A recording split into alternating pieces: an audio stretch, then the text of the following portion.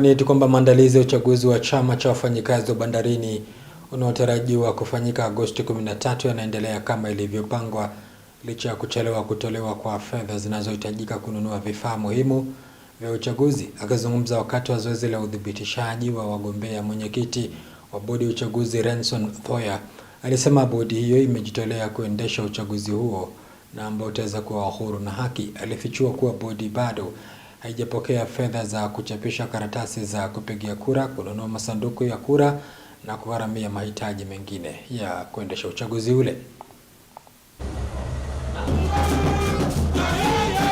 The election board inafanya juu chini kuhakikisha kwamba by 13 we deliver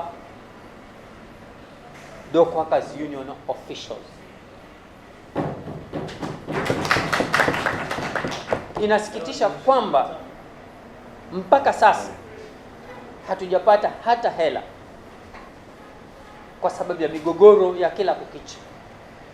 But I'm urging the National Executive Committee,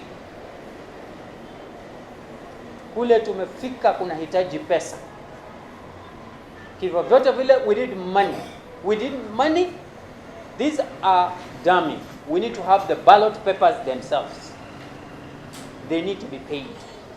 4, we need to procure for ballot boxes. Already we have written to the CEO IBC in Nairobi and we are going to get the green light. Na hata kama hatuna pesa za hapo kwa hapo, they'll require down payments.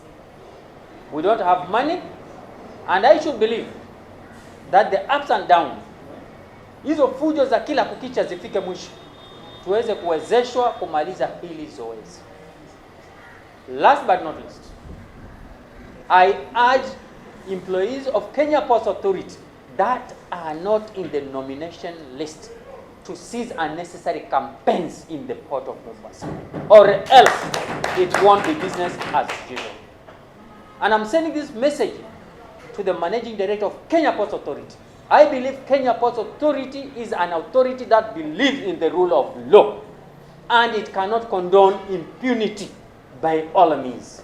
Kama mtu hajachukua fomu, hajakuwa cleared, akae kando na zoezi